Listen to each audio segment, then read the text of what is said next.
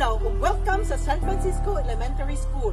Mao kini ang mga laka nga atong pagabuhaton alang sa Oplan Balik Eskwela 2024. Step 1.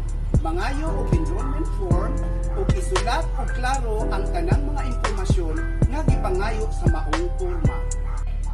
Step 2. Iandam ang mga giginahanglang dokumento sama sa card ug sa birth certificate nga gikan sa Phase A. Pero kung walay gikan sa Phase A, pwede lang pud katong birth certificate nga gikan sa Local Civil Registry or LCR.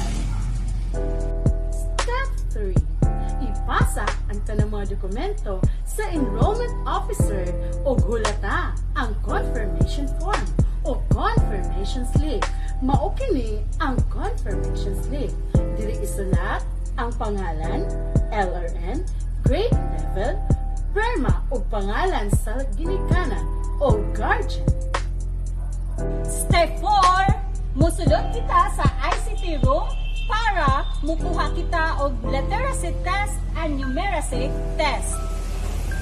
Ang resulta maoy himuong giya alang sa intervention program sa eskwelahan.